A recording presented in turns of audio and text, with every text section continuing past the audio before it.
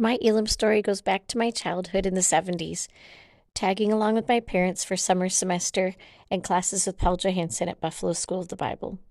When I came to EBI in 1987, I became friends with John Gwynn, who later married Rebecca's older sister, Ann. It was at their wedding that my Elim friends and I noticed Rebecca. We tried to charm her with attention and humor, inviting her to Discovery Days later that year. I did end up at D-Days, where these older Elim guys took care of me, made me laugh, and gave me demerit slips for being homesick on campus. I guess they weren't too awful. I became a student a year later. I was back in my hometown of Arcade, New York, serving at Pioneer Christian Fellowship when Rebecca arrived at Elim as a freshman. There, she met Ted Woodworth, who she married in 1994.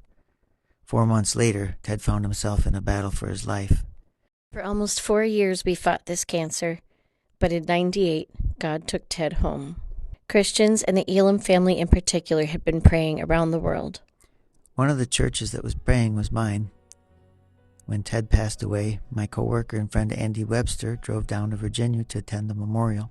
When he returned with greetings from my friend John, this puzzled me.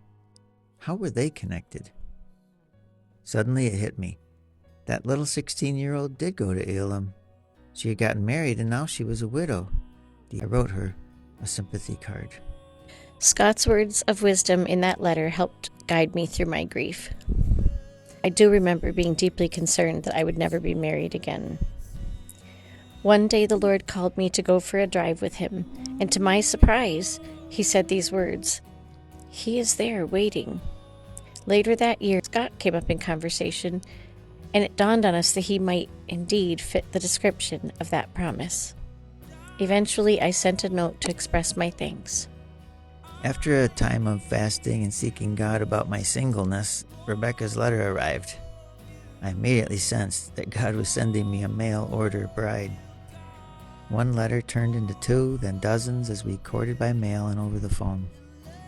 Our wedding took place just 1 year after Rebecca's first letter had arrived. The greatest achievement of our lives has been raising our children in the Lord. For the past 16 years, Rebecca has made a big impact on hundreds of lives in our community by founding and directing Grace Worship Arts, a nonprofit ministry that teaches dance and the arts to area youth. Scott has served at Pioneer Christian Fellowship for 34 years as an associate pastor, leading the worship and children's ministries, and is known for his wit and creativity. This year, he is also enjoying teaching as an adjunct professor at EBIC.